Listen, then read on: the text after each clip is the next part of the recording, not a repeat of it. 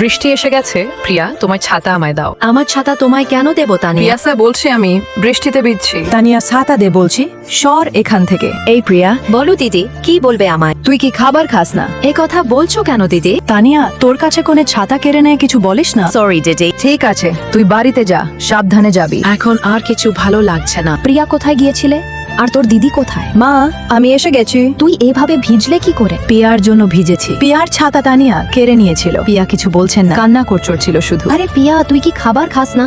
তোর দিদি কি ভিজিয়ে নিয়ে এসেছে? এখানে আমার দোষ কোথায় মা? মা দেখো, এখন কথা বলতে শিখে গেছে। ওর কথা তুই ছাড়, এখন ভেতর আয়। তুই এখানে দাঁড়িয়ে থাকবি না, ভেতরে যাবি তুই। ঠিক আছে, যাচ্ছি। তাড়াতাড়ি এখান থেকে যা। আরে দিদি, তুই মাকে বলে দিলি কেন আমাকে যে বকুনি দিল? তুই আমার কাছে কৈফত ছাড়ছিস, তোকে দেখাচ্ছি মজা। আরে পিয়া, কি অসভ্যতা! আমি ঠ্যাং নামাও বলছি। মা, আমার খুব ঠান্ডা লাগছে কেন? কি বলছিস তুই, দেখি তো। মা দিদির এই সব নাটক। তুই চুপ করো পিয়া, তোর দিদি জ্বর এসেছে অনেক।